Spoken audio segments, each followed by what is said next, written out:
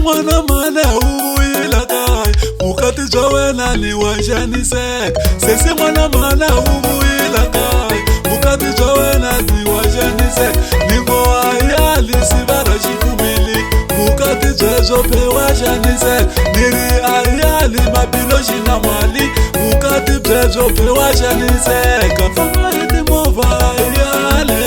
mbilu ya wena yi tsakangi kahle u famba hi timovha ta mavayivaye mbilu ya wena yi tshamisekangi u famba hi timovha swi tiva hi u famba hi tikara swi vona hi xipitsu xa kona ku xanisiwa hi nuna purobuleme ya kona ku xanisiwa hi nuna ku huma vusiwanene swi xanisa sesi wanga hi ku huma vuswetini swi xanisa dadi wetu hi xin'wana na xin'wana sivara u lawula hi xin'wana na xin'wana sivara u lawula hambileswi swi ri rongo sesi a nga na nomo hambileswi swi ri rongo sesi a nga na seyi ku tekiwa hi xivumu nkarhi n'wani hi mangana ku tekiwa hi xivumu nkarhi n'wani hi hlomula mapura ya chachacha mbilu a yi tsakanga ku burayiwa chachacha mbilu a yi tsakange ka n'wana mangame ku burayiwa chachacha mbilu a yi tsakange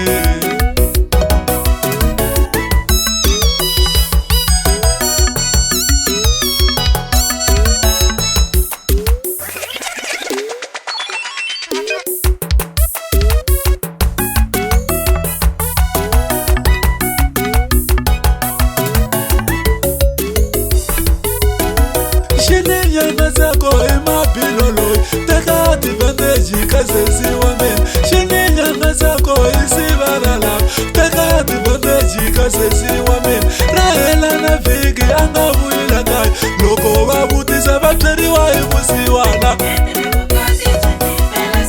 ra hela na vhiki va nga vuyela kaya